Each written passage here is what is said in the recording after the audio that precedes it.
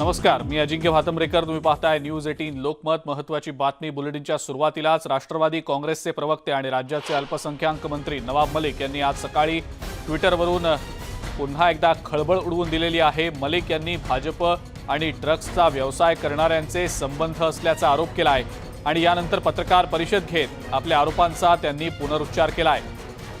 फडणवीस हे राज्यातल्या ड्रग्सच्या उद्योगांचे मास्टरमाइंड आहेत असा धक्कादायक आरोप मलिक यांनी केला आहे. जयदीप राणा आणि नीरज गुंडेंसोबत त्यांचे काय संबंध आहेत त्याची चौकशी व्हावी, या संदर्भात न्यायिक चौकशी व्हावी. देवेंद्र फडणवीसांनी त्यांच्यावरचे सगळे आरोप खोटे आहेत हे सिद्ध करावं असं आव्हान देखील त्यांनी फडणवीस यांना दिलेलं आहे.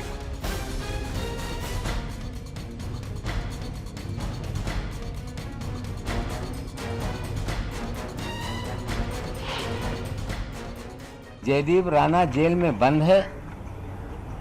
जो दिल्ली का केस है 8/40 DZU 2020 का. मेरी जानकारी है कि एक सुनवाई में उसे कोर्ट में हाजिर नहीं किया गया, जिसमें दिल्ली के NCB के जोनल यूनिट ने कहा कि वो जेल में है और जानकारी ऐसी है कि वे साबरमती जेल में हैं. ड्रग ट्रैफिकिंग के केस में गिरफ्तारी हुई है, लेकिन उनके रिश्ते महाराष्ट्र के पूर्व मुख्यमंत्री श्री देवेंद्र फडणवीस जी से भी हैं. आपको बता दें, जो नशे का कारोबारी है, ड्रग पेडलर है. एक टी सीरीज ने जो गाना रिलीज किया था जिसमें अमृता फडणवीस जी ने गाना गाया था, अभिनय किया था, देवेंद्र जी ने भी अभिनय किया था. उस समय के जो महाराष्ट्र के फाइनेंस मिनिस्टर थे मुनगंटीवार साहब ने भी उसमें अभिनय करने का काम किया था.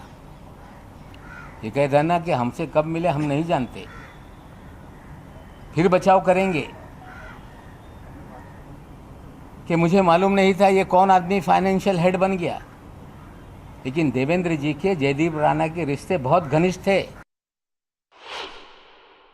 देवेंद्र फडणवीस का एक वजह इसी शहर में रहता है, नीरज गुंडे, जिसको पूरी तरह से पिछली सरकार में मुख्यमंत्री निवास में एक्सेस था, मुख्यमंत्री कार्यालय में एक्सेस था, सारे अधिकारियों के चैम्बर में एक्सेस था, सारे पुलिस के ट्रांसफ़र वो तय करता था, ब्यूरोक्रेसी के ट्रांसफ़र वो तय करता था और पूरी तरह से उगाही उसी के जरिए महाराष्ट्र में की जाती थी.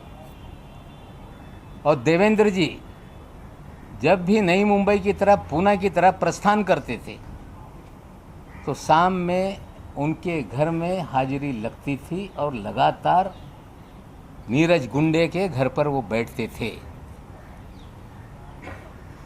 और वहीं से सारा देवेंद्र जी का माया जाल चलता था. जो पिछले 14 साल में इस शहर में लगातार अलग अलग विभाग में काम करता है, उसके भी तबादला करने के पीछे महाराष्ट्र के पूर्व मुख्यमंत्री देवेंद्र फडणवीस हैं. और उसे लाया इसीलिए गया कि आप पब्लिसिटी करके नाजायज़ लोगों को फंसाया जाए और ड्रग का खेल इस मुंबई और गोवा में चलता रहे, इसलिए समीर वानखेड़े को लाया गया.